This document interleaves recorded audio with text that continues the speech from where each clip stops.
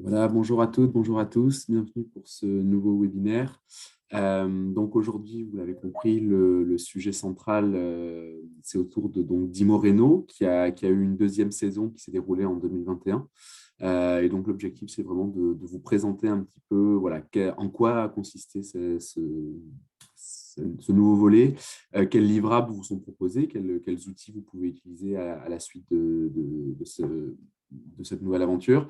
Et après, il y aura un focus sur l'outil Imorénov qui est proposé aux agents immobiliers et pour lequel vous pourriez donc être sollicité par des professionnels. Voilà. En deuxième temps, alors, excusez-moi, je me rends compte, voilà. En deuxième temps, cette partie Moreno sera toujours présentée bien sûr par Gaëtan Plespierre et Florent Richard d'Octave. On prendra ensuite vers 15 heures un petit moment pour faire un focus sur les autres projets qui sont en cours avec les acteurs de l'immobilier au sein du programme SAR, notamment les suites qu'on envisage pour le programme Activo et la présentation de l'AMI qui a été transmise pour justement proposer des formations aux syndics de copropriété. Voilà, je vais arrêter le partage d'écran et laisser la parole. J'en profite pour vous rappeler donc, que ce webinaire est enregistré, donc sera disponible en replay de la même façon que vous aurez accès aux supports qui vous sont proposés.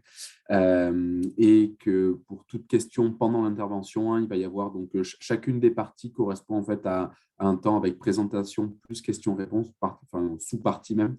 Donc deux fois demi-heure, puis deux fois un quart d'heure.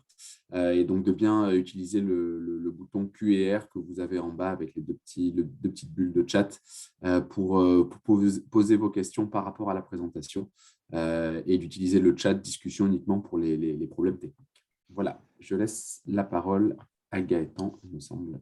Peut-être Christophe, si vous voulez revenir une minute sur la première diapo, juste sur les deux prochaines dates de webinaire.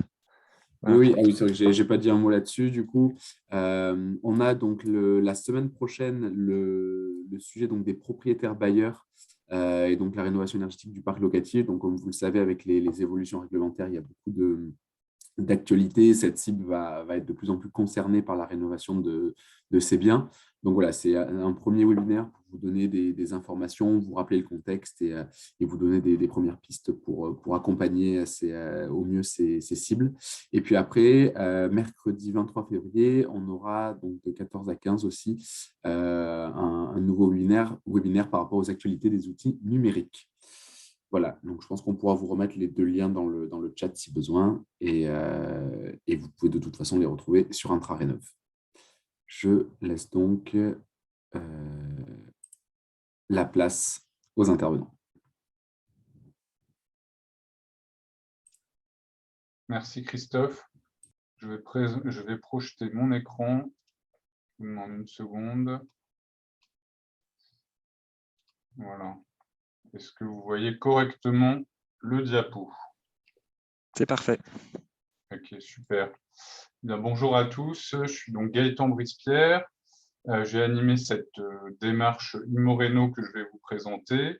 Je suis par ailleurs sociologue indépendant. Je travaille principalement sur les conditions sociales et organisationnelles de la transition écologique, dans l'habitat en particulier, dans le bâtiment, dans la ville. Et donc, je fais des enquêtes qualitatives et des missions de conseil en innovation. Et là, c'était le cas sur Imoreno, donc l'animation d'une communauté d'innovation autour de la mobilisation des agents immobiliers sur la rénovation énergétique. Donc, on a essayé de trouver collectivement des stratégies et puis de développer des outils pour faciliter cette mobilisation des agents immobiliers.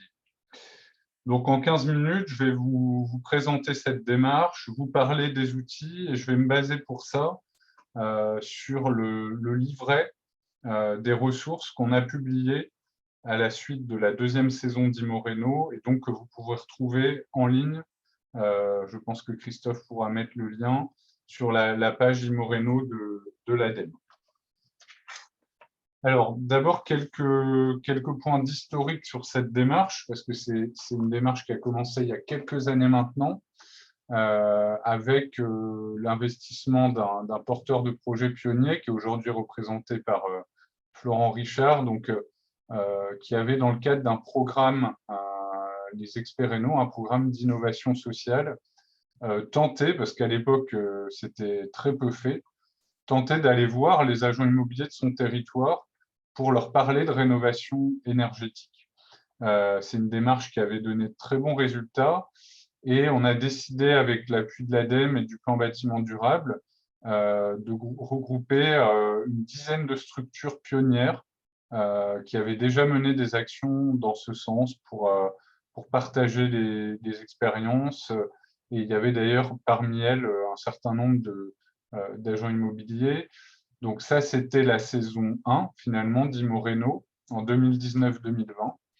Et par la suite, en 2021, aussi au vu du contexte pandémique, on a décidé d'ouvrir très largement la démarche à toute une communauté. Donc on a principalement échangé en ligne et c'est les résultats de ces échanges dont je vais vous parler aujourd'hui.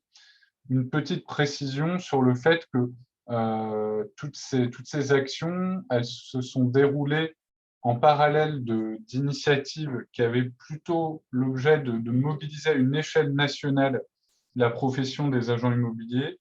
Je les cite rapidement, c'est les Green Deal qui étaient signés entre des réseaux immobiliers et le plan bâtiment durable, notamment Orpi, Nexity.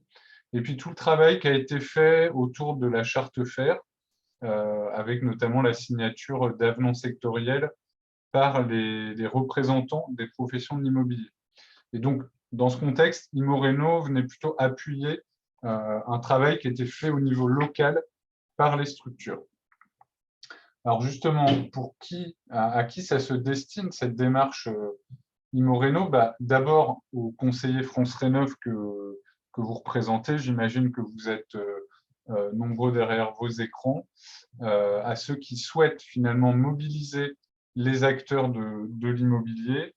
Quand on a interrogé les participants de la démarche Immo-Rénov, ils ont dit que, grosso modo, cette démarche les a aidés à se lancer sur la cible agents immobiliers, qui était souvent bien nouvelle pour eux, parce qu'elle leur a permis de rencontrer des structures pionnières qui finalement qui avaient pris une certaine avance sur le sujet, de trouver des ressources, d'avoir une émulation de groupe, et puis de finalement dédiaboliser aussi l'agent immobilier, hein, puisque plusieurs ont participé à la démarche, ont donc témoigné.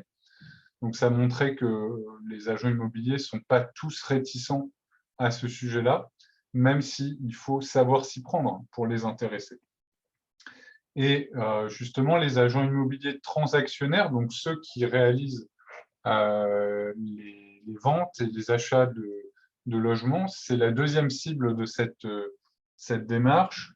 Ce que ça leur a apporté, ceux qui ont participé à Immo-Rénov, c'est déjà très basiquement de connaître l'existence des conseillers France Rénov ou FER à l'époque, pas toujours bien connus par ces professions, de trouver aussi le bon positionnement pour parler de rénovation énergétique à leurs clients. Hein, ça ne va pas de soi. Est-ce qu'il faut vraiment conseiller ou est-ce qu'il faut orienter? Donc, il y a eu des apports là-dessus et puis évidemment un certain nombre de ressources et d'outils.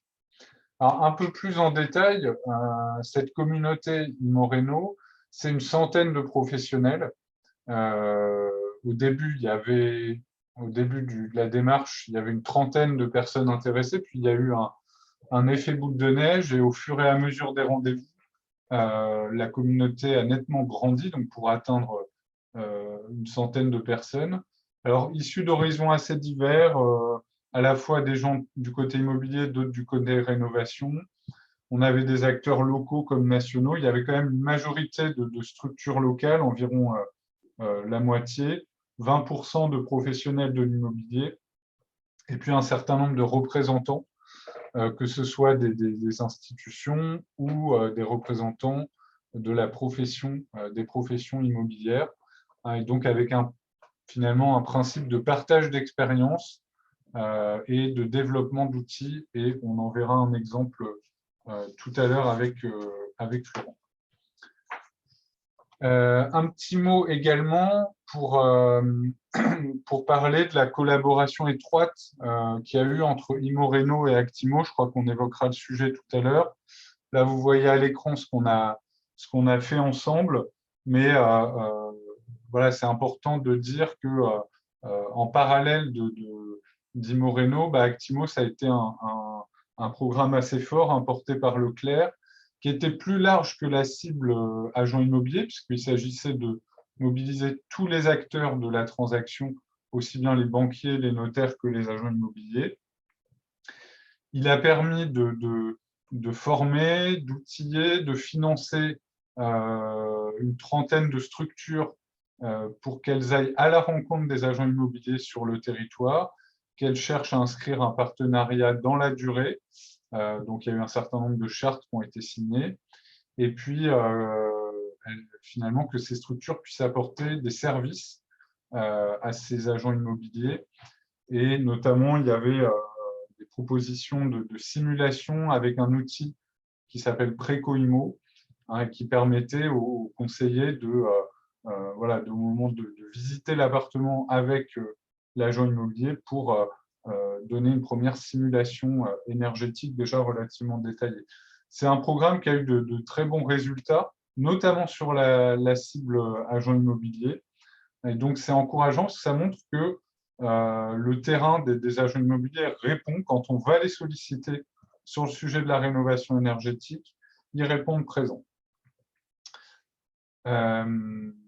Donc, dans les ressources qu'on a produites, là, ce que vous voyez, c'est des extraits du carnet, du livret des ressources Imoreno.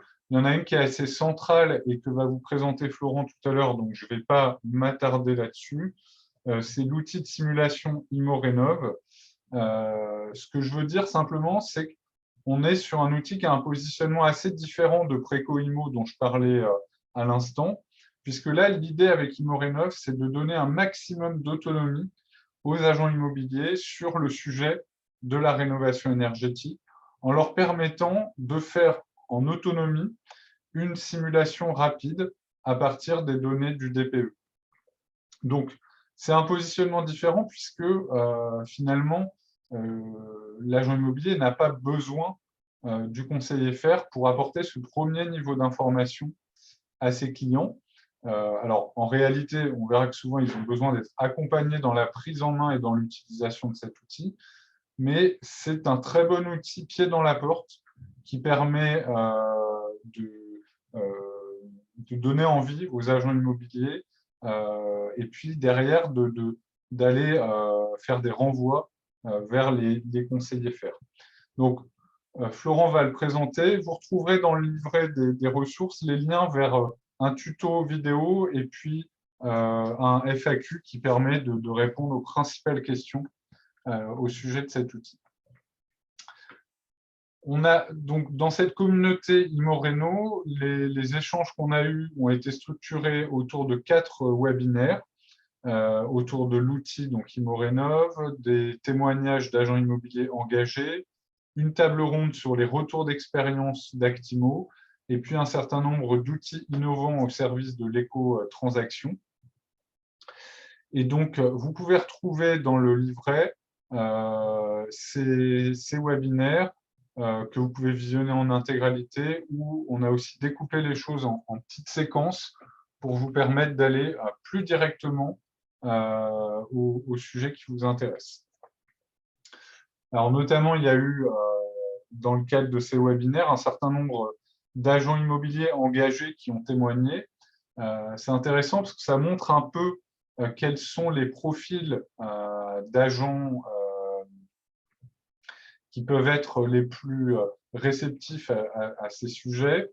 On a maintenant au sein des fédérations des responsables de la rénovation énergétique ou des sujets énergie. Par exemple, à l'UNIS, qui est une des principales fédérations de l'immobilier, on a un référent valeur verte.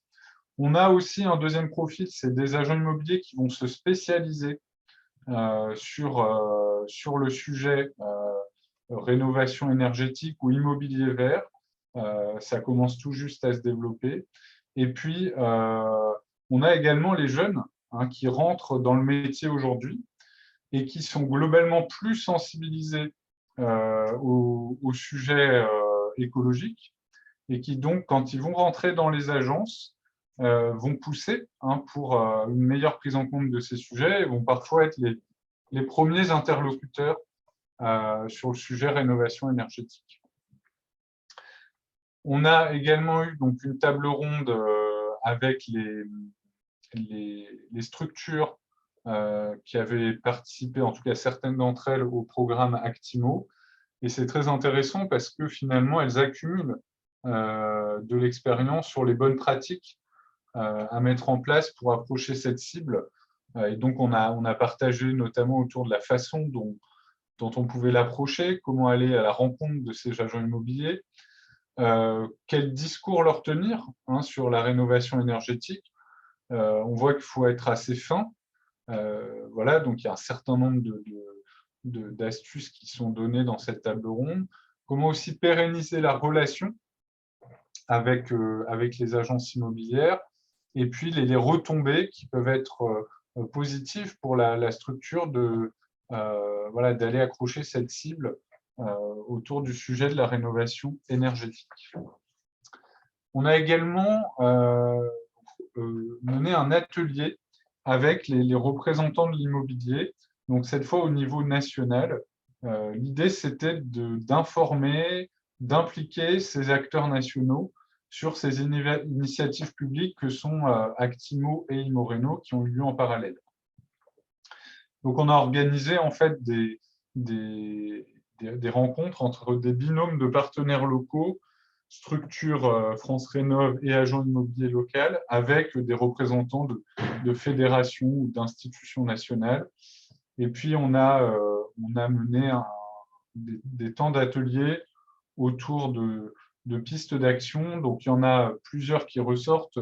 Je cite les principales. C'est d'abord de développer la formation pour les agents immobiliers sur le sujet de la rénovation énergétique. Il y a une vraie appétence aujourd'hui des agents pour de la formation sur ce sujet parce que l'actualité des travails, que ce soit le nouveau DPE, les nouvelles obligations de rénovation pour les bailleurs, et donc ils sont finalement questionnés par leurs clients et ils ont besoin de monter en compétence sur ce sujet-là.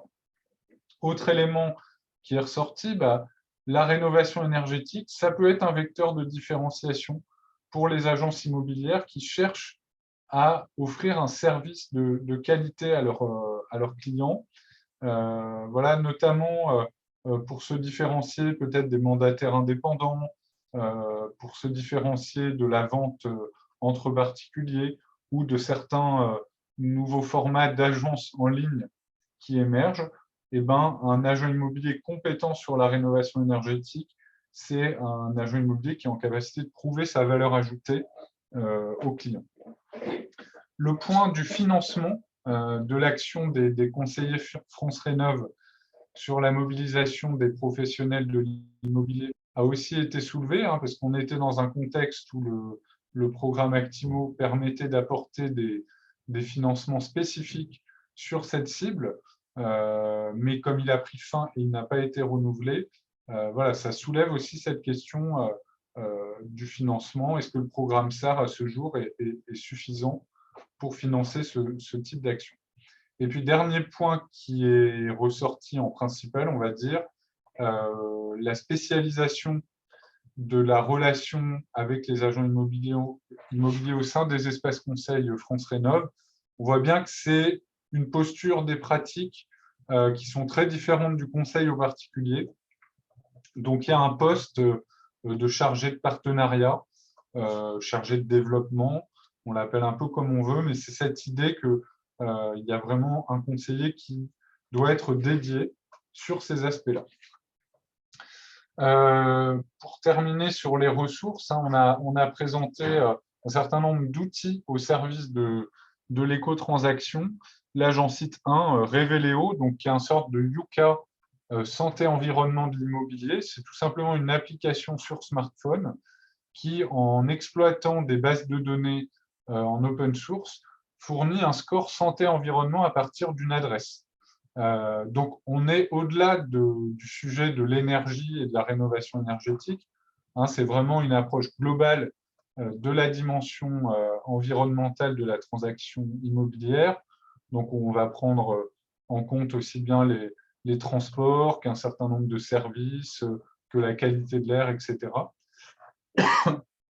Mais il nous semblait que c'était intéressant comme alternative et comme complément à proposer aux agents immobiliers. Et c'est une application qui est encore en test, mais qui est d'ores et déjà téléchargeable sur les plateformes et puis qui, me semble, est soutenue par l'ADEME dans son développement. Voilà, vous retrouverez aussi un certain nombre d'autres ressources, que ce soit une fiche méthodologique, par exemple, qui est issue de la saison 1 d'Immo-Réno, donc sur les erreurs à éviter pour mobiliser les agents immobiliers, ou en bas de la slide, un certain nombre de guides qui ont été élaborés par des structures qui ont participé aux démarches Immo-Réno et qui sont librement diffusables à la fois aux agents immobiliers et aux acheteurs ou en vendeurs. Voilà, et maintenant, si vous êtes intéressé par ces sujets, si vous êtes dans la perspective de mobiliser des agents immobiliers, je vous invite à vous rendre sur la page Immo-Réno de l'ADEME. Vous tapez Immo-Réno ADEME dans votre moteur de recherche préféré, ça sortira en premier. Et vous pouvez retrouver l'ensemble des ressources qui ont été produites dans le cadre de cette démarche, notamment le livret que je vous ai présenté là sous la forme de slide et qui est un guide qui vous permet d'accéder finalement aux différentes ressources, que ce soit vidéos, liens, fiches, etc. Et puis l'outil que va vous présenter maintenant Florent Richard après vos questions. Et si vous êtes intéressé pour rejoindre cette communauté, Immo-Réno, elle est plus active forcément aujourd'hui, mais elle pourrait reprendre un jour, on ne sait pas. N'hésitez pas à contacter Cécile Grassi, qui pourra, le cas échéant, vous inscrire sur la liste de diffusion. Voilà, et s'il y a des réactions, des questions, je serai heureux d'en discuter avec vous.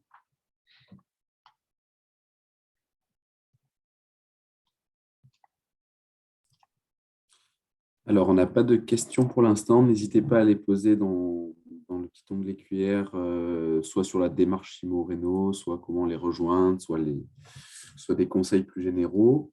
J'en profite pour confirmer effectivement donc, la communauté, donc même s'il n'y a pas le même niveau d'animation qui est prévu que ce qui a été fait l'an dernier, on envisage de réunir cette communauté. On va essayer de faire à minima une réunion, voire 2 par an quand même, pour les années où il n'y a pas d'action plus ambitieuse prévue sur cette communauté en particulier. Et puis, il y a d'autres actions à côté qui sont transmises. Oui, on vous donne l'adresse de Cécile, pas de souci.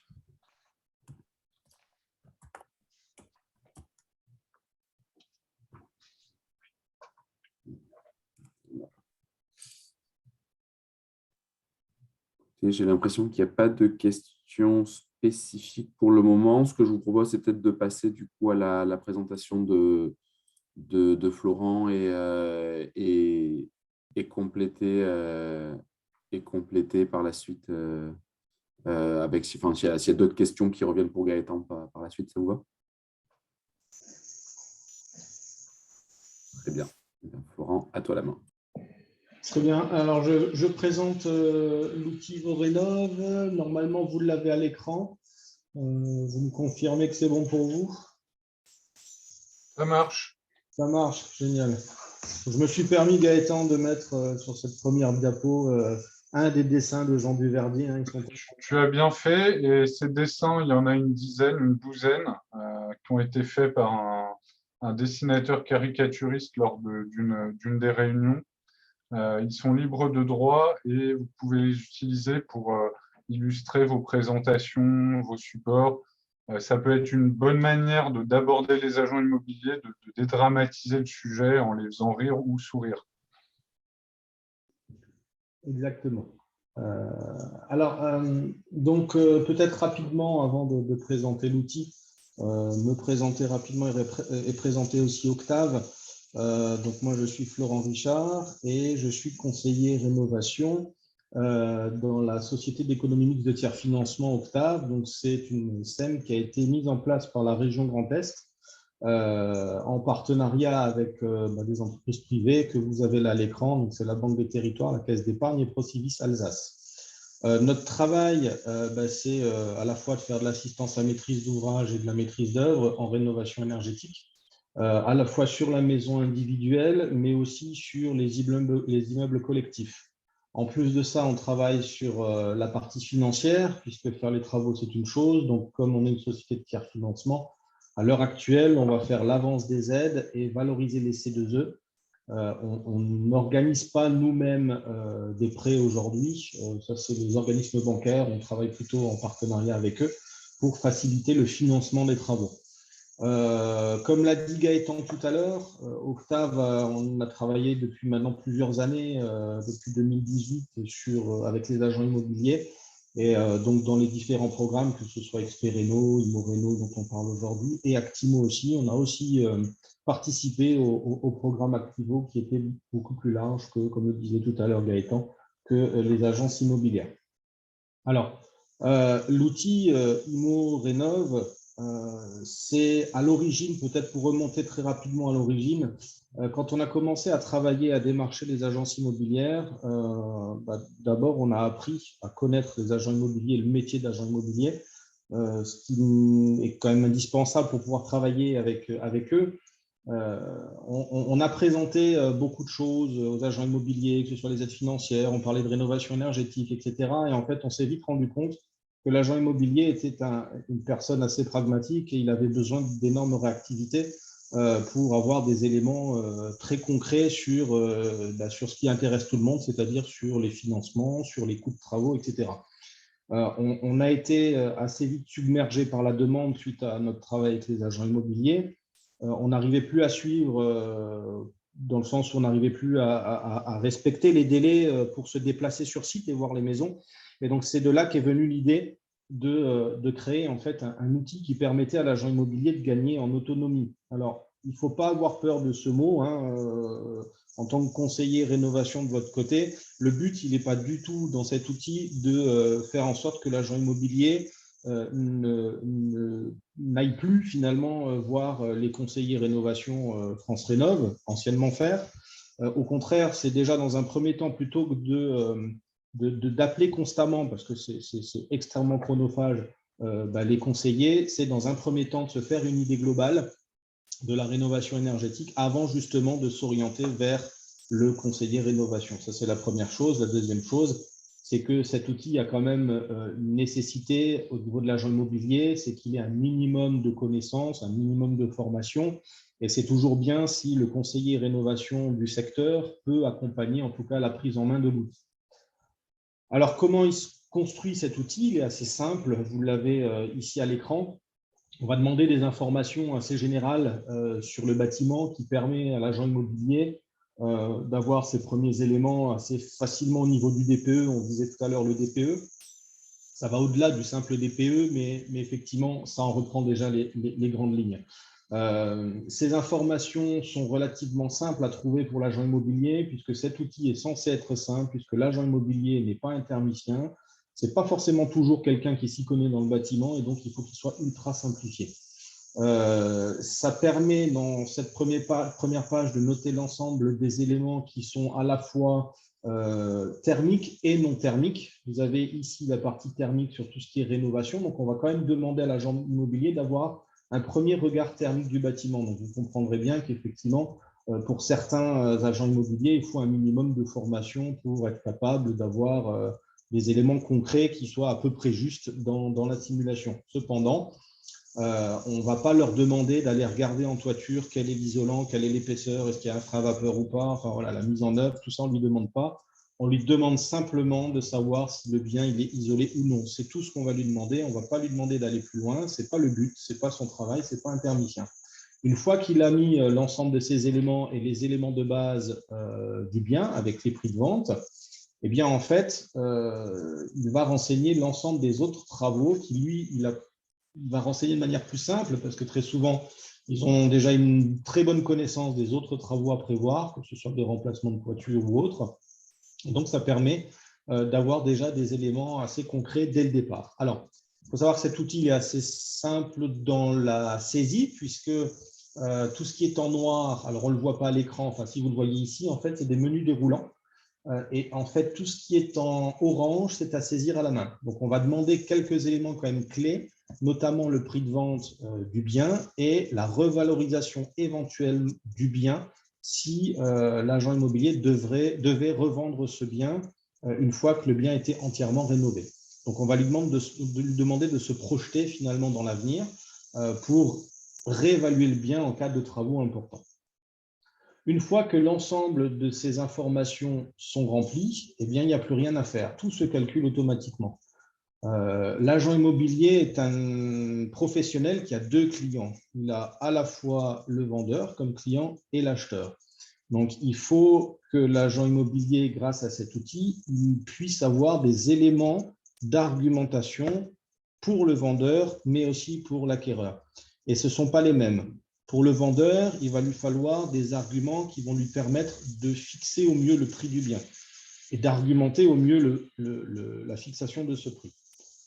Donc, il est clair que quand on a un bien qui est estimé à un certain montant, en fonction de la quantité des travaux qu'il va y avoir dans le bâtiment, eh bien, ça va pouvoir amener de l'argumentaire en plus à l'agent immobilier pour réajuster le prix en fonction de ce qui est souhaité par le client, puisque très souvent, les prix de vente qui sont fixés par les vendeurs, ben, c'est des prix de vente assez subjectifs et l'agent immobilier a toujours du mal à faire passer la pilule pour leur dire que finalement, le bien n'est peut-être pas valorisé au prix qui devrait l'être.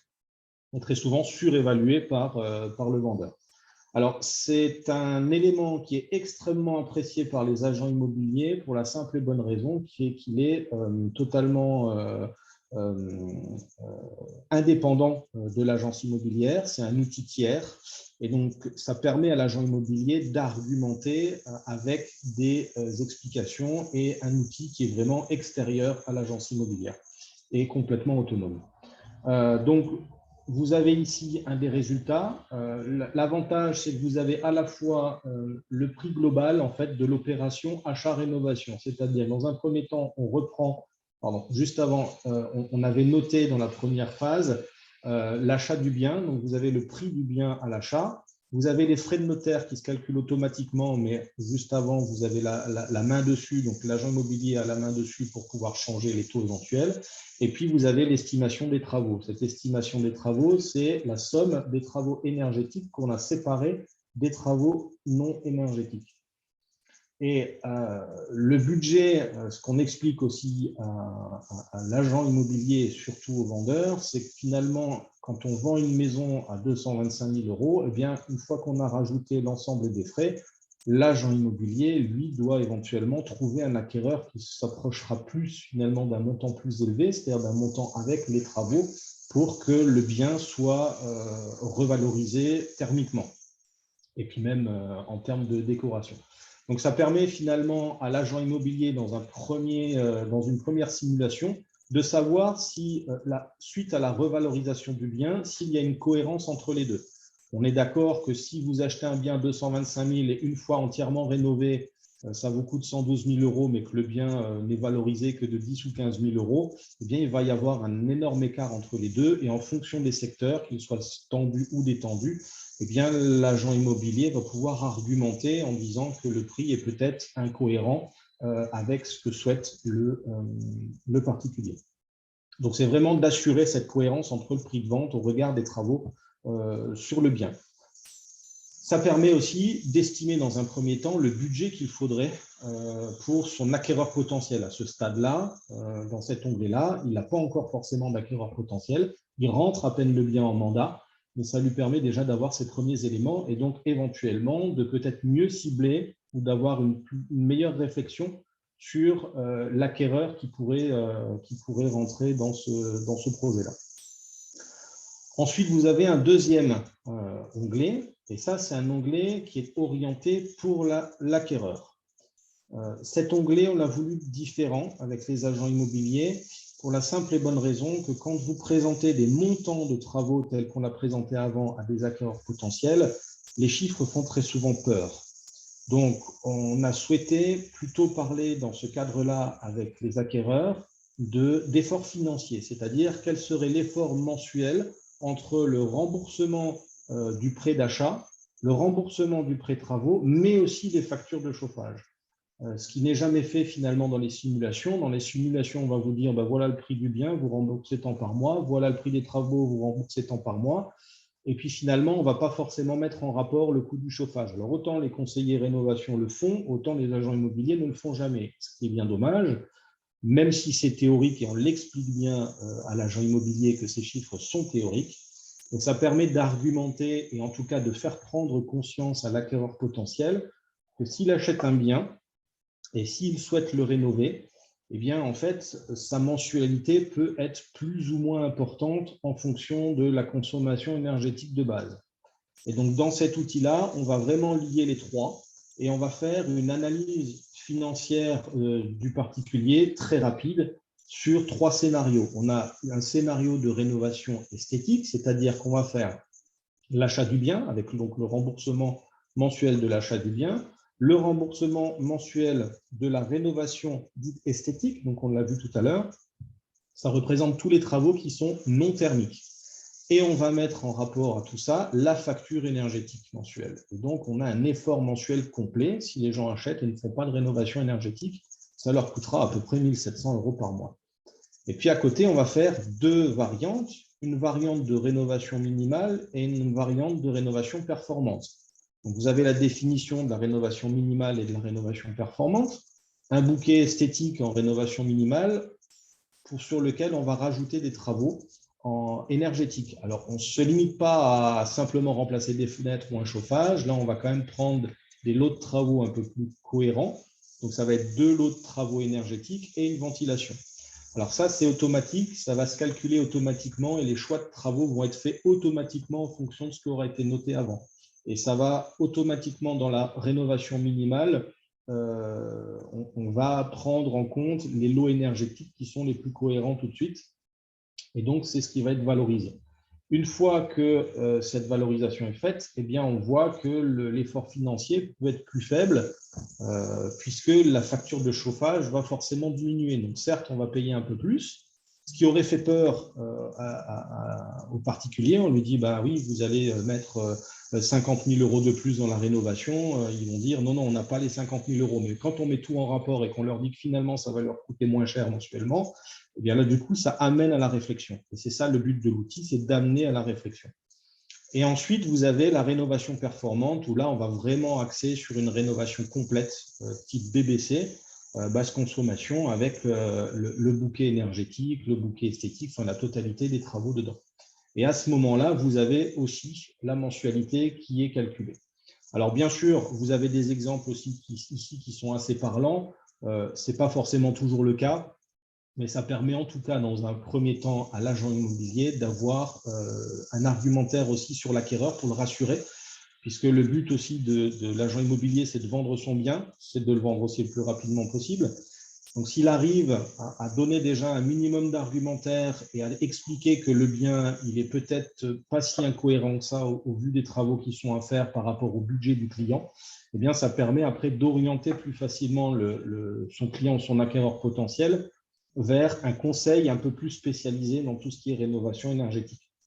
Donc, une fois que cette simulation, en tout cas que l'argumentaire est construit à ce niveau-là, on a décidé de mettre en parallèle en fait les dépenses mensuelles de chauffage sur les 20 ans. Alors là, c'est avec plus 4% d'augmentation annuelle d'énergie. En fonction de la crise actuelle, on risque d'être bien au-dessus et voilà, on ne sait pas trop comment ça va évoluer dans le temps, mais sur cette moyenne-là, ça permet d'être déjà bien explicatif sur l'impact de la facture énergétique dans le temps, puisqu'on va intégrer finalement la dépense mensuelle de chauffage sur 20 ans. Et on voit bien que même s'il y a un petit effort financier à faire pour faire une rénovation performante, on voit tout de suite l'impact que ça peut avoir sur les mensualités de chauffage dans le temps. Donc, c'est tout ce genre d'argumentaire qui va faire que l'acquéreur va s'ouvrir encore plus à l'intérêt de la rénovation énergétique et surtout aux besoins de conseil à ce niveau-là. Et c'est pour ça qu'on a intégré juste à côté le lien vers France Rénov', vers les conseillers. On a souhaité, alors au départ, on avait travaillé sur les aides financières avec des simulateurs d'aides financières. Voilà, les aides financières sont tellement plus complexes aujourd'hui, elles ne se calculent plus aussi facilement qu'avant, que les automatiser étaient devenus beaucoup plus difficiles et plus aléatoires, notamment par les changements incessants. Donc, plutôt que de devoir mettre très régulièrement un outil à jour, on a plutôt décidé à ce moment-là de réorienter automatiquement vers les conseillers France Rénov'. Ce qui est plutôt positif dans le sens où ça évite d'avoir un outil trop clé en main pour l'agent immobilier et qu'il ait justement cette habitude de renvoyer vers les conseillers rénovation et en tout cas vous consulter. Donc, le principe aussi de l'outil, ce qu'on disait tout à l'heure, autonomie, oui, mais nécessité quand même de partenariat avec Imoreno, comme disait Gaëtan tout à l'heure, c'est un pied dans la porte. C'est de dire, oui, il y a un outil, mais cet outil, c'est bien si vous l'utilisez en partenariat avec le conseiller réno de votre secteur.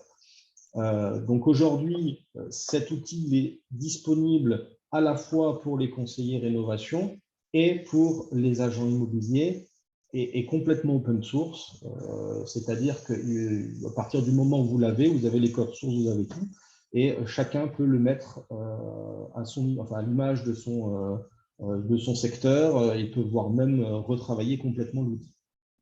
Peut-être pour terminer, une chose aussi importante, vous avez un onglet spécifique aux conseillers rénovation. Donc cet onglet, il est disponible aussi pour les agents immobiliers, mais il faut savoir qu'on préfère quand même que ce soit les conseillers réno qui aient la main dessus, puisque en fait ce sont c'est l'onglet qui va permettre d'insérer les coûts en fait de travaux dedans. Chaque secteur a un coût différent, chaque région a des coûts différents, ça va au-delà des régions, ça va au département, voire même des secteurs sur des départements avec des coûts différents. Donc, il était difficile de mettre des coûts par secteur pour chaque conseiller réno et chaque agent immobilier. Donc, on a décidé de plutôt mettre les coûts de travaux moyens issus de Simuled. Ça permettait deux choses. Un, que ce soit une moyenne nationale et de deux, que ce soit en cohérence finalement avec l'outil lui-même Simuled. Mais comme vous avez la main dessus, et en fonction de la connaissance du marché de la rénovation et des coûts de rénovation de votre secteur, vous avez possibilité d'affiner ces chiffres pour qu'ils soient au plus près et au plus juste de la réalité de votre secteur. Donc, ces prix sont personnalisables et du coup, vous les changez comme vous le souhaitez. Alors, c'est des prix moyens. Nous, on a décidé aussi de travailler sur des prix moyens parce que vous avez des entreprises qui ont des coûts de travaux plus ou moins différents en fonction des techniques mises en œuvre, parce qu'à ce moment-là, on ne va pas déterminer quel est l'isolant qu'on va mettre en place. On va juste dire il y a une ITI, une ITE. Donc, forcément, en fonction de ce que vous mettez en ITE, le coût ne sera pas le même. Donc, on a décidé de mettre un prix faible, un prix fort. Alors, les prix faibles, ce ne sont pas forcément les plus bas. Quand je dis prix faible, c'est le prix le plus bas dans la réalisation cohérente d'une isolation. On peut tirer toujours les prix vers le bas, mais si ce n'est pas fait dans les règles de l'art, il n'y a aucun intérêt à notre sens. Donc, on a souhaité mettre des travaux bas, mais dans la cohérence des travaux. Et pareil pour les travaux, pour le coût des travaux élevés. Et donc, cette moyenne se calcule ensuite automatiquement et met à jour automatiquement les prix. Donc, c'est un outil qui est relativement apprécié par des agents immobiliers. Il faut surtout le retenir comme un outil évolutif et vraiment open source. Il n'est pas là pour être imposé à qui que ce soit. Cet outil est là, comme tous les autres outils, justement, pour que vous puissiez les utiliser ou les mettre à disposition comme vous l'entendez, mais surtout, vous pouvez les revoir tel que vous l'entendez, vous. C'est-à-dire que vous pouvez remodifier l'ensemble des onglets, des méthodes de calcul, de présentation, etc. Maintenant, cet outil pour les agents immobiliers, il restera à peu près figé, je pense, parce qu'il a été fait avec des outils, avec les besoins des agents immobiliers, et répond assez clairement à la nécessité et aux exigences de leur métier. Voilà, j'en ai terminé sur la présentation de l'outil. Alors, je ne sais pas s'il y a des questions. Alors oui, effectivement, on a eu quelques questions, notamment sur ce dernier point des coûts des matériaux. Il y a eu plusieurs questions liées justement à comment c'était déterminé. Alors ça, tu l'as précisé, le fait que ce soit personnalisable d'une région à l'autre. Ouais. Et puis après, il y avait une question, voilà, est-ce qu'il est prévu en fait une prise en compte de l'évolution de ces coûts d'équipement, matériaux et coûts de l'énergie en fonction de la version des outils? En gros, est-ce qu'il y a une actualisation automatique qui est prévue par l'outil ou est-ce que ça peut être personnalisé par les territoires? Donc, je te laisse peut-être répondre à ça et peut-être repréciser un petit peu pourquoi finalement on a gardé l'option de prendre les coûts qui provenaient de Simuled plutôt que de faire quelque chose de plus fin. C'était en fait les coûts Simuled, comme je l'ai dit tout à l'heure, c'était surtout pour être en cohérence avec les coûts de Simuled et qu'il n'y ait pas différents coûts, enfin des coûts trop différents. Après, pour rebondir sur la demande de savoir s'il y a une mise à jour, alors il n'y a pas de mise à jour automatique dans le sens où ce n'est pas un outil avec un background derrière, quelqu'un qui va constamment le remettre à jour. Alors, on avait dit, nous, avec l'ADEME, qu'effectivement, on pouvait le mettre à jour au fur et à mesure, une fois par an, en fonction des nécessités, des coûts par rapport à Simuled. Cependant, moi, j'en vois pas trop à terme l'intérêt dans le sens où, en fait, les prix sur les territoires sont tellement différents que finalement, parler d'un coût moyen, c'est assez souvent trompeur. Donc, il faut bien retenir que cet outil-là, il n'a pas pour but de faire un devis au client, l'agent immobilier ou même le conseiller réno qui va l'utiliser. C'est plus pour avoir un ordre de prix. Et il faut être très critique par rapport à cet outil, puisque finalement, en fait, le coût va dépendre des secteurs. Et le conseiller qui aura un coût différent sur son territoire et qui va le remarquer, je crois que j'ai vu là à un moment donné dans les questions de coûts qui paraissaient pas trop cohérents. Eh bien, en fait, chaque conseiller va avoir finalement la main dessus et va pouvoir le changer en fonction des coûts de son territoire. Et c'est ça qui est plus important, c'est qu'il faut vraiment se l'approprier et changer en fonction de son territoire. Il pourra être mis à jour une fois par an, mais ça restera du coût moyen. L'outil n'a pas, je le répète, n'a pas pour objet de faire un devis au particulier. C'est pas ça le but. C'est de lui donner plutôt un ordre de coût de ce que serait finalement la rénovation chez lui. Bien entendu, en fonction de l'isolant qui va être posé, en fonction de la surface, parce que là, c'est des surfaces moyennes, donc il y a des surfaces plus précises, en fonction des complexités aussi des bâtiments. Genre, nous, quand on fait de la maîtrise d'œuvre et qu'on fait une isolation extérieure, vous prenez deux maisons différentes, elles auront un coût différent d'isolation thermique extérieure parce qu'il y a des interfaces différentes. Et si on veut faire les choses dans les règles de l'art, les coûts sont complètement différents aussi. Donc, c'est difficile comme ça de faire des coûts précis.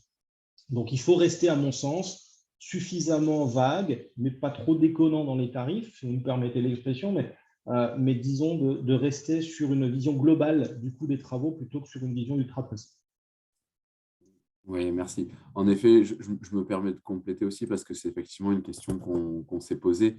Et en fait, on a très vite vu qu'il y avait tellement de diversité, même au sein même d'un département, selon les collectivités, etc., que ça devenait un travail beaucoup trop complexe à mener pour nous au niveau national et que de toute façon, le plus pertinent, ça serait d'avoir un complément local de votre part.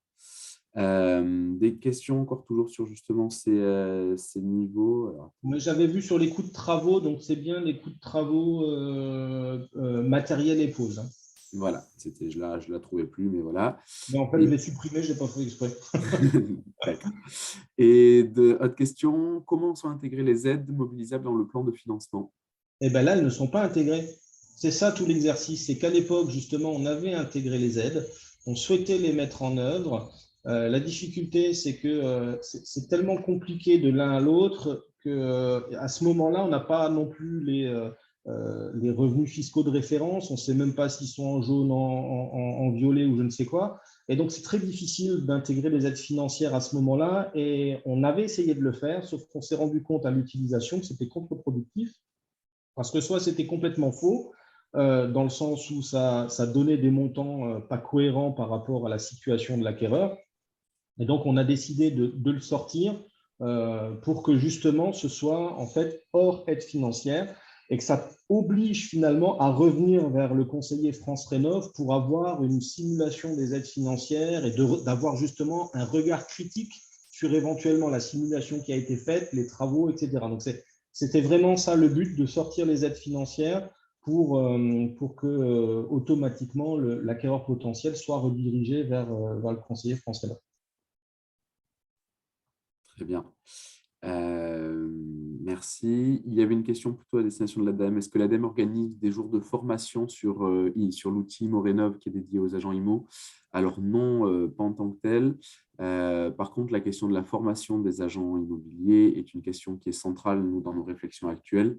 Voilà, on est en train d'initier plutôt plusieurs travaux, notamment avec le service mobilisation des professionnels pour accompagner les fédérations, les groupes immobiliers sur ce sujet-là.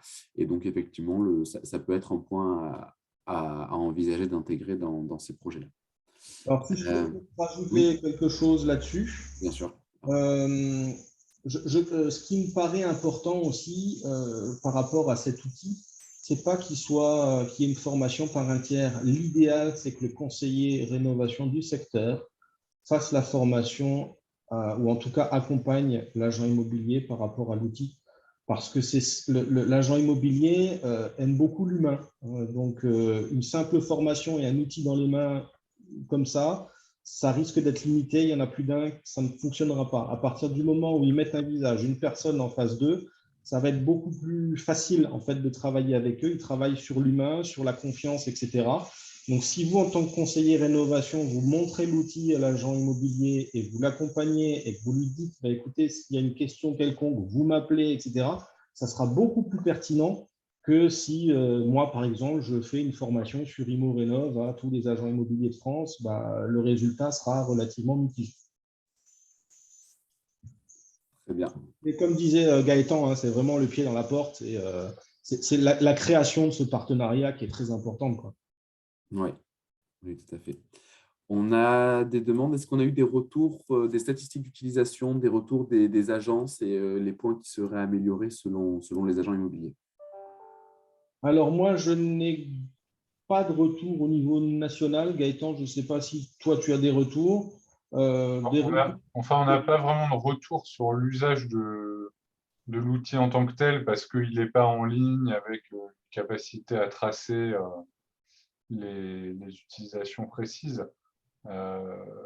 Après, ce qu'on a comme retour un peu plus quantitatif, c'est l'évaluation du programme Actimo, qui montre qu'il y a du répondant côté agent immobilier. Alors, j'ai plus en tête le nombre de formations, de chartes, etc., mais c'est assez impressionnant. Voilà. Ensuite, une question au niveau du cadrage. Cet outil est-il diffusable librement sur tout le territoire auprès des agents immobiliers ou est-ce qu'il y a une action préalable à faire avant de le diffuser? Voilà, tu peux répondre, Christophe. Oui, comme dit, il est open source et dans le cadre d'ImoRénov, c'était une commande de l'ADEME. C'est vrai que l'outil avait pour but d'être utilisable par tous de la manière la plus libre possible. Et comme je l'avais dit tout à l'heure, il est open source, donc ça veut dire qu'il est complètement ouvert. Il y a un mot de passe, vous l'avez là sur la diapo juste en dessous, MDP France Rénov. En fait, c'est le mot de passe qui permet d'accéder à toutes les feuilles de calcul et de les modifier comme on l'entend. Voilà, parfait. Donc, effectivement, diffusable très largement. Et avez-vous des retours alors ça, c'est un peu plus… on ressort un petit peu de l'outil. Est-ce que vous avez ça a été répondu un petit peu dans le chat, mais je pense que ça peut intéresser tout le monde. Pardon. Avez-vous des retours par rapport à des changements de pratiques récents de la part des agents immobiliers, notamment liés au nouveau DPE, à la loi climat et résilience, etc. Alors, moi, j'en ai un petit peu, mais comme dit, c'est complexe parce que moi, je suis sur un secteur ultra tendu. Donc, vous avez beau avoir des mauvais DPE, les bâtiments se vendent comme des petits pains et ce n'est pas forcément valable partout de la même manière. Je dirais aujourd'hui, oui, il y a déjà en fait, les agents immobiliers ont peur du nouveau DPE parce qu'il est beaucoup plus explicatif et avec des pictogrammes qui sont de couleur et qui ont tendance à inquiéter l'acquéreur. Donc, je pense que l'agent immobilier a quand même besoin d'un soutien sur l'argumentaire, ce qu'on disait tout à l'heure avec l'acquéreur, pour rassurer un acquéreur. Donc aujourd'hui, on voit clairement que le nouveau DPE, il a tendance finalement à se pencher de manière bien plus précise sur la quantité des travaux à faire et sur leur coût. Et surtout ça, l'important pour eux, c'est le coût. Et puis, ce qu'on voit aussi, au-delà de la transaction, ça va être beaucoup sur les gestionnaires de biens. On a de plus en plus de gestionnaires de biens qui reviennent avec ça ou des bailleurs parce qu'avec les futurs, justement, c'est au-delà du simple DPE, c'est les futures interdictions qu'il va y avoir de location, étiquette F, etc., qui commencent à prendre et on voit que les gestionnaires de biens et les bailleurs sont de plus en plus en demande sur ces questions-là d'accompagnement et de réflexion sur la rénovation énergétique et comment réduire son étiquette pour pouvoir continuer à louer de la manière la plus cohérente possible son bien. Mais je dirais, c'est un retour, peut-être Gaëtan, toi tu as une vision plus large que moi sur cette question-là. Plus large, non, pas vraiment, en tout cas pas une vision professionnelle, mais plutôt une vision de par les fréquentations d'agents immobiliers que je peux avoir et qui me disent que en tout cas sur le territoire parisien, le prix des studios, des 2 pièces qui ont une mauvaise note DPE est en train de chuter parce que les bailleurs en fait anticipent les obligations et sont en train de se débarrasser de ces biens-là pour éviter de faire des travaux. Donc, en tout cas, ça s'agite du côté des bailleurs et effectivement, ça inquiète beaucoup les agents immobiliers. Et donc, c'est peut-être le moment d'aller vers eux et d'essayer de leur proposer des solutions par rapport à ça. Oui. Là, il y a une dernière question, éventuellement, si on a encore le temps, Christophe. Oui, non, on a tout à fait le temps. Et oui, juste pour dire qu'effectivement, en tout cas, pour revenir sur cette question, on sent l'intérêt de ces acteurs. Et donc, c'est aussi un bon moment pour les approcher parce que c'est un sujet qui est plus important pour eux que précédemment. Effectivement, il reste alors 2 questions même parce qu'il y en avait dans le chat. On va peut-être commencer par celle qui est un peu plus technique sur l'outil. Est-ce que l'outil permet de décaler les coûts de travaux, donc une rénovation par étape par exemple, et l'échéance des travaux pour une rénovation qui pourrait se dérouler entre 1 et 3, 4, 5 ans? Non, pas du tout. Pas du tout. Ce n'est pas ce qui est prévu au départ, mais c'est une bonne question parce qu'on ne l'avait pas forcément relevé. On va plutôt, on est finalement sur un outil qui a été construit plutôt en one shot pour les agents immobiliers et il a été essentiellement à la base construit pour les agents immobiliers avec les connaissances qu'ils ont. Donc pour le simplifier au maximum, on l'a construit de cette manière. Mais la question est plutôt intéressante. Et je crois que ça pourrait être une évolution, effectivement, de l'outil, d'intégrer finalement cette rénovation par étapes dans le temps. La grosse difficulté à ce stade-là, quand les gens achètent le bien, je dirais ils sont à la rigueur sur du court terme. La première chose qu'ils veulent, c'est de savoir s'ils peuvent financer le bien, acheter le bien. Après, savoir comment est-ce qu'ils vont faire les travaux, sur combien de temps. Ensuite, est-ce qu'ils seront encore dans le bâtiment dans les 5 ans, les 10 ans à venir? Tout ça, c'est des questions qui ne se posent pas forcément à ce stade-là. Et c'est des questions qui peuvent éventuellement se poser juste après l'acquisition. Là, le principe, en ayant un coût de rénovation partiel et un coût de rénovation totale, ça leur donne déjà une enveloppe éventuellement globale des travaux. Après, ce genre de réflexion, je pense qu'elle aura peut-être plus lieu quelques années après, ou en tout cas à partir du moment où ils vont engager les premiers travaux pour faire les meilleurs choix de travaux. Et c'est justement à ce moment-là que la question peut être posée aux conseillers rénovation pour aller peut-être plus loin dans l'analyse. Là, cette analyse est plutôt simplifiée.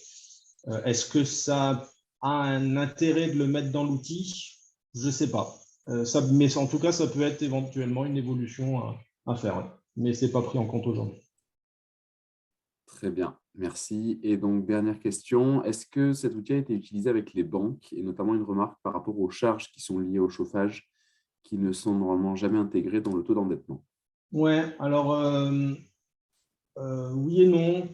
Alors moi, j'en ai pas fait beaucoup des tests avec les banques, mais on voit vite la limite que ça peut avoir. En fait, les banques, elles sont, il leur faut des devis, quoi. Ils veulent des éléments précis.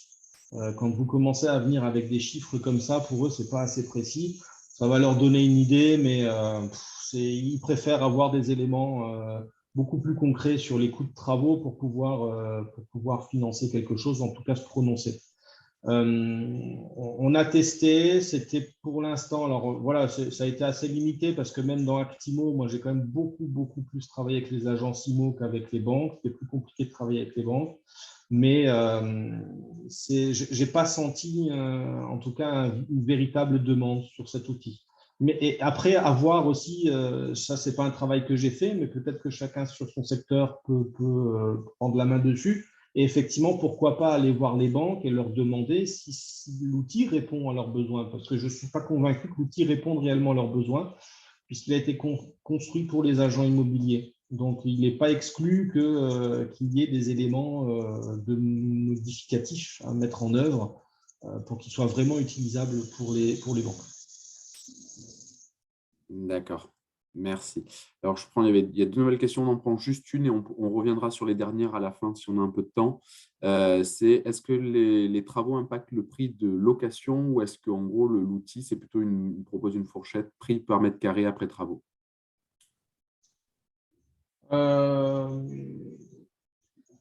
Alors, c'est plutôt une fourchette de prix au mètre carré après travaux. D'accord, ok. Ouais, voilà, c'est l'impact sur le prix de location aujourd'hui, on peut clairement pas. Enfin, nous, hein, en tant que conseiller réno, ça n'a aucune valeur, on n'a aucune compétence dans le domaine. On n'est pas des agents immobiliers. Maintenant, effectivement, il est clair qu'en fonction des travaux qui seront réalisés, on va en déduire finalement que le coût de location va être plus ou moins élevé parce que la facture va être plus ou moins élevée. Mais comme dit, ça dépend aussi des secteurs.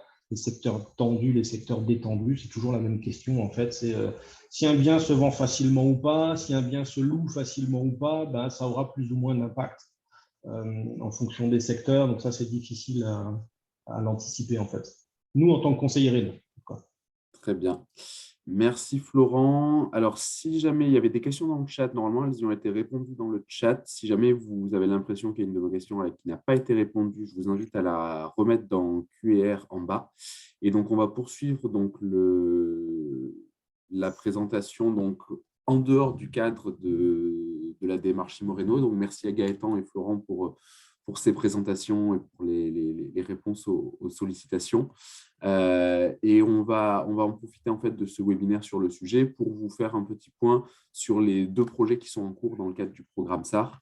C'est-à-dire d'une part le programme Actimo, donc, qui s'est terminé au 31 décembre dernier.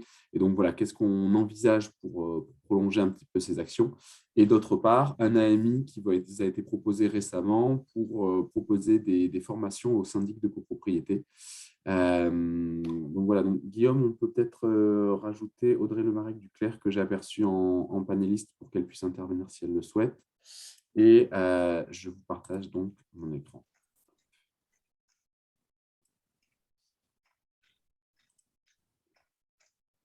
Voilà. Donc l'idée de ce programme C2E qui s'est terminé, qui a duré 2 ans hein, sur 2020-2021. Quelques points à mettre au clair parce qu'il a été dit que donc il était réintégré au programme SAR ou versé dans le programme SAR. Il y a eu plusieurs termes utilisés. Quelques précisions déjà, c'est qu'il n'y a pas de financement supplémentaire provenant du SAR qui vont être fléchés vers le sujet Actimo. Par contre, si c'est en accord avec, alors toujours pareil, en accord avec les porteurs associés et en fonction des budgets déjà prévus, vous pouvez mobiliser la ligne budgétaire C3, donc mobilisation des professionnels, donc qui pour rappel est de 30 centimes par habitante, 300 000 € par million d'habitants. pour financer des actions dans ce cadre-là, au même titre que les actions que vous menez sur la mobilisation des professionnels en temps normal. Donc voilà, donc ça, il n'y a rien en plus vraiment pour Actimo, si ce n'est après à vous de vous rapprocher de vos porteurs associés si vous avez besoin de besoins particuliers. L'intégration au programme SAR, dans un premier temps, c'est vraiment, on récupère l'ensemble des ressources qui sont existantes dans Actimo, donc les différents comptes rendus d'ateliers qui ont été menés au fur et à mesure, mais aussi toutes les ressources qui ont été proposées à l'origine. Donc voilà, donc ça, vous pourrez vous les réapproprier si vous le souhaitez. À noter qu'elles elles datent un petit peu. Il y a une partie d'entre elles qui date du début du programme Actimo, donc on va dire premier semestre 2020. Et donc, nous, ce qu'on envisage de faire, c'est vraiment d'essayer de valoriser les retours d'expérience de la part des lauréats pour mettre à jour, du coup, ces supports et la méthode qui était proposée dans le cadre de ce programme, voilà, en les enrichissant, en fait, de la mise à l'épreuve de leur mise à l'épreuve, tout simplement. Donc, les actions qui sont prévues là sur 2022, au premier trimestre, il y a le bilan du programme qui est en cours de réalisation donc, par Leclerc et Espul, donc dans lequel on a déjà pu intégrer certaines notions afin de ne pas avoir à revenir dessus dans les actions suivantes qui sont envisagées.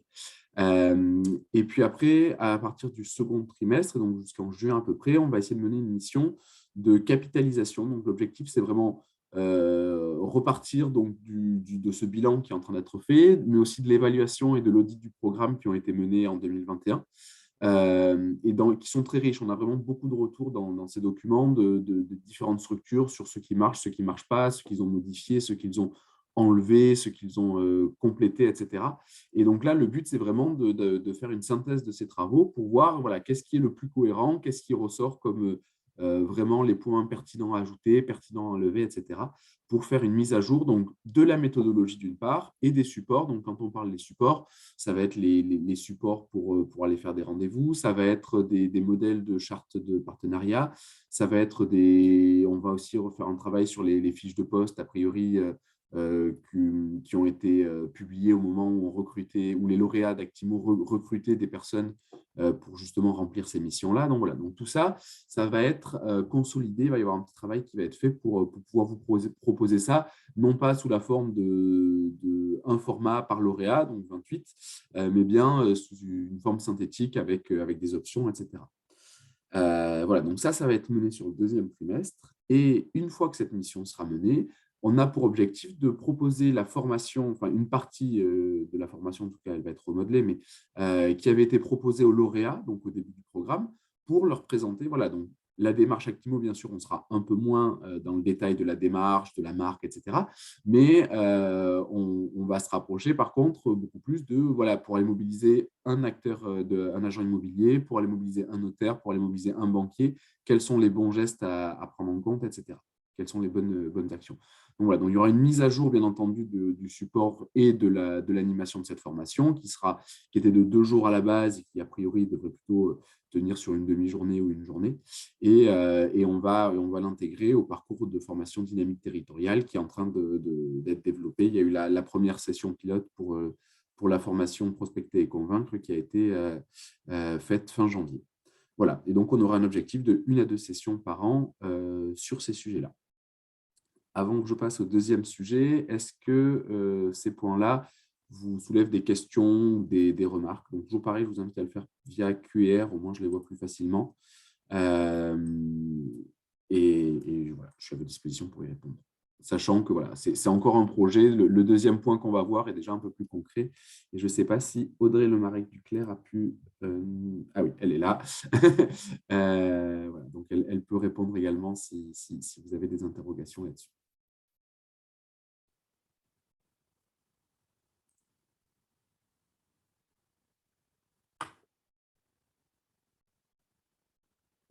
Oui, la formation dynamique territoriale, c'est bien une formation ADEME proposée aux espaces conseils France Rénov'. Alors, ce n'est pas une formation, c'est un cycle de formation qui est en cours de développement. Voilà, comme je disais, il y aura notamment tout ce qui est mobilisation des ménages, tout ce qui est mobilisation du petit tertiaire privé aussi et des professionnels vont aller dans ce cycle-là. Et donc, la première étape, la première formation de ce cycle, qui est donc prospecter et convaincre, comme je disais, est en train d'être déployée vu qu'on est en train de finaliser sa mise en œuvre.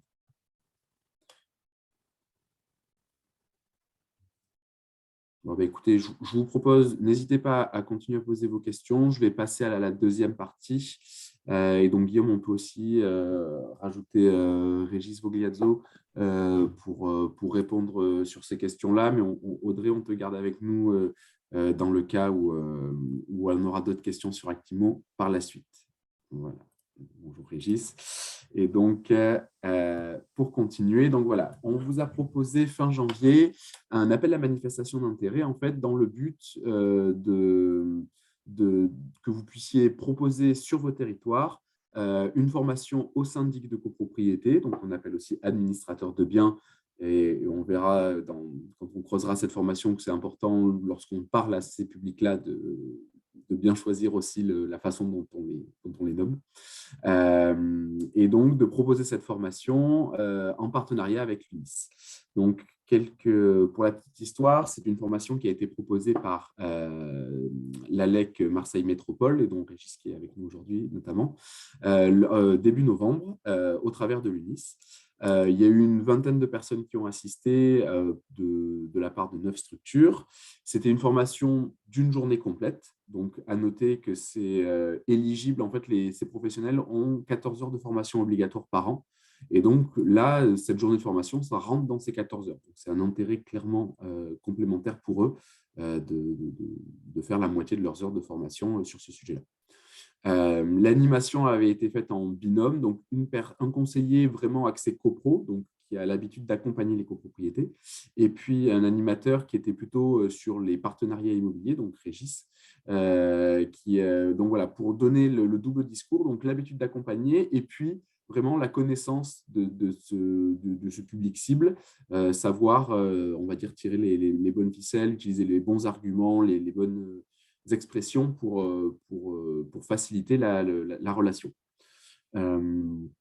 Donc, en termes de contenu, c'est assez vaste, mais bien sûr, on est toujours sur, d'une part, leur apporter ce que nous, on souhaite qu'ils développent, et puis en même temps, leur apporter ce qu'ils cherchent, ce dont ils ont besoin. Donc, les évolutions réglementaires, les étapes d'un projet de rénovation en copropriété, un point sur les dispositifs d'aide, des aspects sociologiques et la question de l'accompagnement par le service public. L'ALEC de Marseille a financé cette opération via le budget SAR également, donc le même budget que celui que j'évoquais précédemment, la ligne C3. C'est ce qui a financé donc la journée de formation. Et au-delà de ça, c'était considéré comme intéressant parce que ça a généré donc quand même 5 engagements A4 en copro. Donc 5 accompagnements quand même par rapport à 9 structures qui étaient venues assister à la formation. Donc c'est plutôt intéressant en termes d'apport de dossiers et donc de financement futur. Quand on prend la suite, donc à noter aussi peut-être un petit point, l'ALEC de Marseille, même la métropole marseillaise, n'est pas la seule structure à avoir proposé des formations vers ces cibles. Il y en a d'autres. Là, on a sauté sur l'occasion en fait, parce qu'il y avait des échanges avec l'UNIS qui se montraient intéressés pour la déployer à d'autres niveaux. Donc voilà, donc on est convaincu de la qualité, mais il existe aussi bien entendu d'autres formations tout à fait pertinentes, et on veillera d'ailleurs à ne pas faire de doublons sur les territoires où c'est déjà le cas. Donc vous pouvez aussi, s'il y a des choses comme ça qui sont en place sur votre territoire, nous faire un retour pour le signaler, pour que ce ne soit pas oublié dans la prise en compte pour la stratégie et le déploiement donc, de ces formations. L'UNIS s'est montré très intéressé car le sujet de la rénovation, comme on l'a dit un petit peu précédemment, c'est quelque chose qui, au vu des actualités, ça devient vraiment une attente de la part de ces professionnels. Et puis, au-delà de ce seul point, cette formation, par rapport aux autres formations qui leur sont proposées sur le sujet, c'est que ça crée un lien direct entre les syndics et leurs interlocuteurs au sein du service public. Et donc, pour eux, c'est avoir des compléments suite à la formation, si besoin, et surtout développer une relation de confiance, en fait, et pour envisager l'accompagnement de ces clients par les conseillers France Rénov'. Et donc ça, c'est vraiment très important. Nous, c'est aussi un des enjeux principaux de la mobilisation des professionnels, de développer cette relation de confiance pour qu'on puisse avoir des accompagnements, des partages de contacts, etc. Donc voilà, donc le fait que l'UNIS s'intéresse à cette formation en particulier, et c'est ce lien-là, et donc c'est quelque chose d'assez important. Le modèle économique que je vous ai présenté juste précédemment, c'est celui qui avait été choisi par l'ALEC, et l'UNIS, donc, et plus particulièrement 1+, formation, qui est donc l'organisme de formation de l'UNIS, est tout à fait ouvert à le rediscuter, à voir voilà, les autres enjeux, parce qu'on leur a bien expliqué que d'un territoire à l'autre, on n'a pas forcément les mêmes moyens, les mêmes budgets qui ont été prévus, etc., et qu'il y aurait peut-être des adaptations à faire. Donc, tout ça est tout à fait ouvert. En termes de calendrier, donc, les réponses sont attendues d'ici le 20 février. On vise vraiment les espaces conseils qui ont une offre d'accompagnement pour les copropriétés en place, c'est-à-dire qu'ils sont capables, à la suite de la formation, d'assurer des actes à 4 d'accompagnement. C'est quand même la finalité du projet. Et puis, au sein de ces structures, il nous faut donc des personnes qui sont capables d'animer une journée entière de formation et, comme je l'expliquais, des personnes qui sont assez familières de la cible pour pouvoir comprendre leurs préoccupations, adapter leur langage, etc. Une fois que, donc, à partir du 20 février, quand on aura toutes les candidatures, on va les analyser, on va faire un point avec l'UNIS par rapport aux territoires qui ont répondu et voir en fait quelles demandes, eux, ils ont sur ces territoires pour assurer en fait la pertinence de la priorité qu'on va donner au déploiement. Il y aura bien entendu des échanges entre donc, 1+, l'organisme de formation, et les structures par rapport aux aspects administratifs, par rapport aux aspects modèle économique. Et puis, il est prévu que l'ALEC de Marseille puisse transmettre son savoir sur cette formation aux structures qui ont été identifiées comme souhaitant de la déployer à l'avenir. Donc, ça pourra se faire soit en assistant à une formation qui est donnée par l'ALEC de Marseille Métropole sur son territoire, soit au travers d'une journée d'échange où ils pourront vous présenter un petit peu plus de façon complète cela. Donc voilà, ça dépendra du calendrier très, très probablement. Et voilà, on a un objectif de 10 villes donné par l'UNIS en 2022, ça serait donc un idéal, on va dire, et on vise donc la rentrée, pour être assez cohérent quand même, ça serait plutôt la rentrée de septembre pour les premières formations dispensées dans d'autres villes, mais s'il y a des choses qui peuvent se faire avant l'été, ça serait parfait. Voilà, et donc vous avez le lien pour voir cet appel à manifestation d'intérêt en entier sur Intra-Rénov'. Et donc, les réponses sont attendues via un questback. Nous, notre objectif, vous le verrez, le questback, il ne demande pas un dossier de candidature non plus énorme. Le but, c'est vraiment d'identifier les structures qui sont intéressées et puis après, avec l'UNIS, de pouvoir échanger et de voir sur quel territoire on peut déployer cela en priorité. Voilà, je vais arrêter le partage, je vais vous redonner le lien de l'AMI et on va pouvoir répondre à vos questions.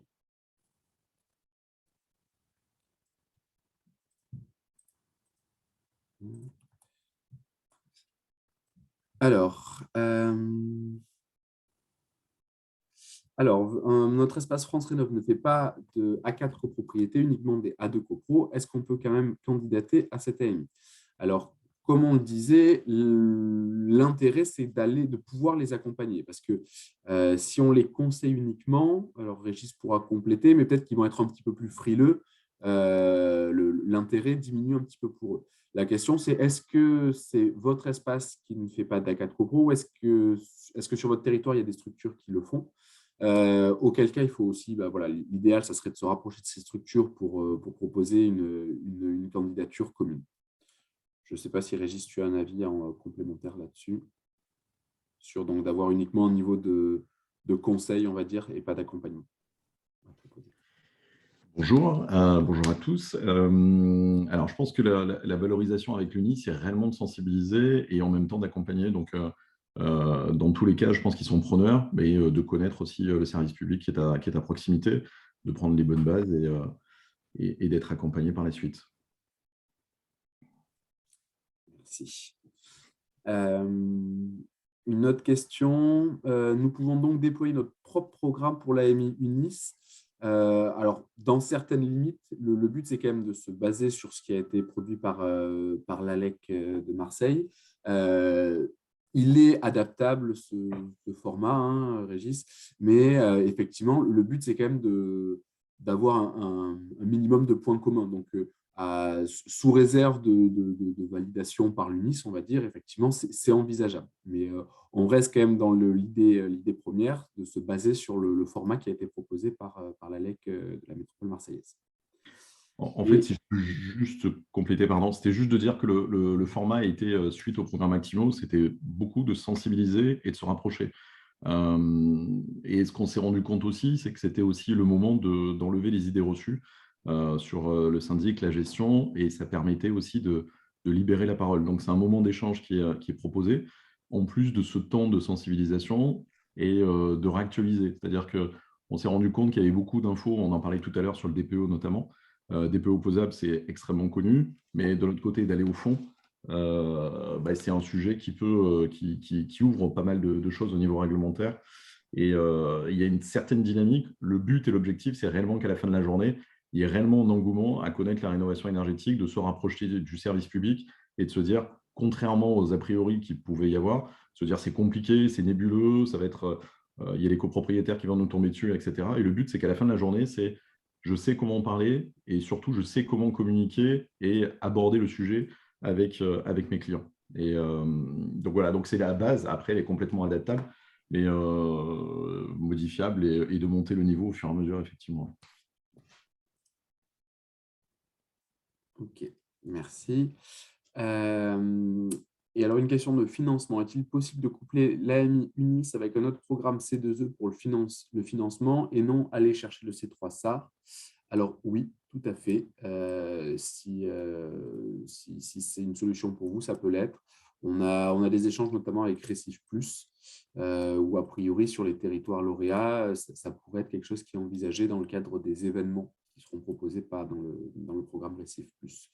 On m'a donné le nom d'acte, mais je suis un peu chauvin, je ne connais que ceux de SAR, donc je ne m'en souviens plus. Voilà. Donc oui, tout à fait possible. Ensuite, c'est prévu des jours de formation pour les PME. Alors, je ne sais pas dans quel cadre exactement, si c'est dans le cadre du SAR. On peut envisager des jours de financer de la formation pour les professionnels, dans le cadre où voilà, c'est de la mobilisation des professionnels, c'est au travers de ces moyens-là qu'on va les intéresser au sujet et qu'on va développer. La finalité, c'est vraiment de développer des partenariats. Est-ce que l'ALEC de Marseille fournira son support de formation? Alors, Régis pourra compléter, mais dans l'idée, moi, ce qui a été convenu, c'était que oui, l'ALEC, bien sûr, fournira son support. Vous avez déjà un ordre du jour assez détaillé dans l'AMI, donc je vous ai remis le lien dans le chat. Donc, les personnes qui se sont manifestées, bien sûr, auront accès au support pour pouvoir travailler là-dessus et échanger. Après, il y a un point supplémentaire qui est important aussi, c'est de se dire que l'UNIS, c'est à peu près 2000 structures au national, structures adhérentes, qui sont réparties avec, on pourrait donner des chiffres selon les régions. Mais c'est aussi de se dire que quand ils déclenchent une formation, ça sera aussi avoir un certain public qui sera déjà acquis à la cause, parce que ce sera l'UNIS qui aura demandé en fait de venir participer à ces sessions-là. Donc, ça veut dire qu'il y a déjà un public et ça veut dire que c'est déjà rodé. Donc, c'est d'autant plus facile d'établir le lien avec ces professionnels.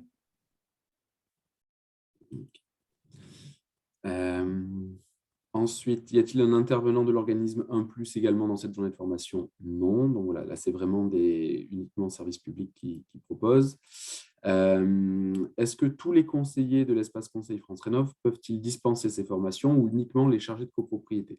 Alors là, je pense qu'il faut peut-être, Régis, pareil, tu n'hésites pas à compléter, rappeler l'objectif. Là, le but vraiment, si on vous parle des chargés de copropriété, c'est parce que, selon nous, il faut que dans votre structure, il y ait des personnes qui soient capables de réaliser des A4 copro derrière. C'est la finalité de cette prestation. C'est-à-dire qu'on ne forme pas uniquement les professionnels du secteur dans le but que, voilà, ce n'est pas que, enfin, il y a de la mobilisation sur le sujet, mais le but, c'est qu'il y ait un lien avec le service public sur le sujet pour que vous puissiez accompagner les particuliers. Donc, ça peut être quelqu'un d'autre qui se charge de dispenser la formation, mais il faut quand même s'assurer que dans votre structure, il y a bien des personnes qui sont spécialisées sur les copropriétés et des personnes qui sont capables d'assurer la relation avec les professionnels derrière. Donc, c'est les 2 points essentiels. Et puis, je pense que Régis va compléter sur l'intérêt d'avoir une personne qui connaît bien les copros et les professionnels durant la formation. Alors, effectivement, moi, pour ma part, j'ai fait 2 ans d'Actimo, mais c'est vrai que la complémentarité, donc sur l'animation et sur la sensibilisation, c'est quelque chose que je maîtrise joyeusement. Mais par contre, c'est vrai que toute la réglementation, toutes les spécificités de la copropriété, il y a besoin qu'il y ait un spécialiste de la copro. Pourquoi? Parce que vous avez quand même un public qui est aguerri, qui fait depuis des années de la copropriété, qui a déjà eu de nombreux dossiers à gérer et qui arrive déjà avec un certain background de questions à poser. Donc, de notre côté, il faut pouvoir avoir du répondant par rapport à toutes ces questions et l'accompagnement qui va être derrière. Et juste un autre point aussi en termes de motivation, c'est de se dire qu'en plus de ces 5 à 4, on a pu voir qu'il y avait des syndics qui étaient aussi gestion et autres dans les mêmes portefeuilles d'agents immobiliers. On s'est rendu compte qu'à la longue, depuis 6 mois, les mêmes agents immobiliers sur la gestion sont arrivés à ouvrir en faisant des tableaux Excel qui nous envoient directement pour communiquer sur des immeubles ou sur des immeubles sur lesquels ils veulent avoir l'appui du service public France Rénov'. Donc, c'est extrêmement dynamique et ça fonctionne. Il y a un véritable engouement, donc n'hésitez pas. Voilà. Ensuite, on reprend. Donc, le binôme peut donc être un conseiller copro plus un chargé de mission Actimo de la même ALEC. Oui, c'est bien ça. Les syndics non affiliés à l'UNIS peuvent avoir accès à cette formation. Ça, il n'y a pas de souci. En fait, ils ont un surcoût, tout simplement, de mémoire sur le prix de la formation. Prix de la formation, d'ailleurs, Régis, je pense qu'on peut le dire, de mémoire, c'était 30 € pour les adhérents, 60 € pour les non-adhérents. Et donc ça, c'est dans le cas du coup où ça ne coûte rien au-delà, à part l'organisation, à l'organisme de formation. C'est-à-dire que là, pour le coup, l'organisme de formation ne rémunérait pas l'ALEC de Marseille. Le format d'une journée de formation à destination de plusieurs syndics est-il obligatoire ou peut-on faire des présentations sur des formats plus courts chez un syndicat à la fois? Alors là, on sort clairement du cadre de cette AMI. Donc, c'est des actions qui peuvent être envisagées, mais pas dans le cadre d'une réponse à cet appel à manifestation d'intérêt, où on est vraiment sur un cadre de formation avec ce que j'expliquais tout à l'heure, la notion d'heures qualifiantes. Enfin, voilà, ça compte dans leur nombre d'heures obligatoires chaque année. Donc ça, c'est vraiment important. Donc, c'est des actions envisageables, mais pas dans ce cadre-là. Chaque structure lauréate doit pouvoir apporter un conseiller copro qui dispense la formation. L'animateur pro de l'IMO, quant à lui, est-il envoyé par l'ALEC? Alors là, ça va vraiment dépendre de vos organisations territoriales. L'objectif, c'est que dans les structures liées à France Rénov', vous ayez en fait 2 personnes, une personne qui gère les partenariats et qui a l'habitude de parler avec ses professionnels et une personne qui est habituée d'accompagner les copropriétés. Voilà, c'est l'idéal, nous c'est ce qu'on recommande. N'hésitez pas, si jamais soit ces personnes-là n'existent pas chez vous ou vous avez une autre proposition, ce que je disais tout à l'heure, c'est l'appel à manifestation d'intérêt, il est assez large. Et donc, on peut, n'hésitez pas à faire des propositions, mais ça ne voudra pas dire que tout sera retenu pour autant. Voilà, je vois qu'il est 15h31. Il restait juste une question. Je ne sais pas si Audrey ou Régis voulaient rajouter un mot peut-être sur les 2 sujets avant qu'on redonne peut-être la parole à Gaëtan et Florent pour terminer. Alors, concernant le nombre de sessions pouvons-nous réaliser, avez-vous un nombre minimal de participants par session? En fait, ça va être, tout dépend quelle est votre antériorité sur le secteur. Vous pouvez inviter pour l'occasion joyeusement des copropriétés ou des syndics que vous connaissez, ou autrement, l'UNIS fera aussi l'invitation en même temps aux partenaires UNIS qui sont sur votre territoire. Donc, ça fait 2 dynamiques. Après, que vous soyez 2 ou que vous soyez 500, et je le souhaite que vous soyez 500 sur vos sessions, je pense qu'il faut franchir le cap. Et après, c'est du rodage. C'est réellement une première, une deuxième, et c'est à titre expérimental, et vous aurez l'habitude de le faire, de le déployer. Et de notre côté, ça ne pourra que fonctionner et de se faire connaître, ça sera encore mieux. Voilà. Audrey, tu veux intervenir ou c'est bon? C'est bon, a priori, ok.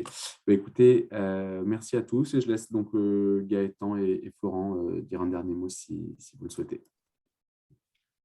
Non, mais j'avais rien préparé vraiment pour la fin, mais simplement pour dire que là, en fait, on a abordé 2 sujets un peu différents. Les transactions immobilières, donc plutôt à l'échelle du logement, et les copropriétés, donc les syndics, et donc les décisions qui se prennent plutôt sur les parties communes. Et que finalement, c'est un peu les 2 faces de la décision de rénovation énergétique, parce que bah, oui, il faut les deux. Il faut à la fois des décisions d'assemblée générale, et pour une partie des biens où la rénovation ne se fera pas par des décisions en assemblée générale pour tout un tas de raisons, il faut aussi savoir placer le sujet de la rénovation énergétique au moment de la transaction. Voilà, merci à tous en tout cas.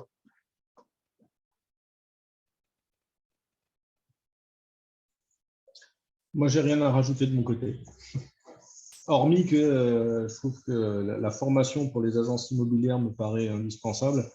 C'est vrai que le fait d'intervenir à l'UNIS, c'est plutôt bien, même très très bien. De notre côté, on va aussi intervenir, nous, dans la formation des agences immobilières à l'École supérieure de l'immobilier à Paris. Donc, il y a vraiment une demande très forte en termes de formation à ce niveau-là. Et je pense qu'au-delà de l'accompagnement sur site, enfin, il y a 2 choses. Il y a toute la sensibilisation, le travail de sensibilisation à faire, la formation à faire. Et puis, il y a le pied dans la porte. Actimo nous a appris aussi que le pied dans la porte, c'était indispensable, mine de rien, pour pouvoir créer du partenariat local. Et voilà, et je crois qu'avec Imoreno, il y a un gros travail qui a été fait. Il y a des procédures, il y a des outils, il y a tout ce qu'il faut pour justement maximiser les chances des conseillers rénaux sur les territoires pour créer ce type de partenariat où tout le monde va y gagner.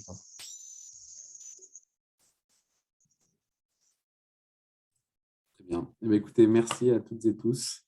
Et on vous souhaite une bonne journée. On reviendra par mail par rapport à la question qui sont restés sans réponse et qui étaient un peu plus génériques que les points qui ont été abordés aujourd'hui. Bonne journée à toutes et tous et à bientôt. Au revoir à tous.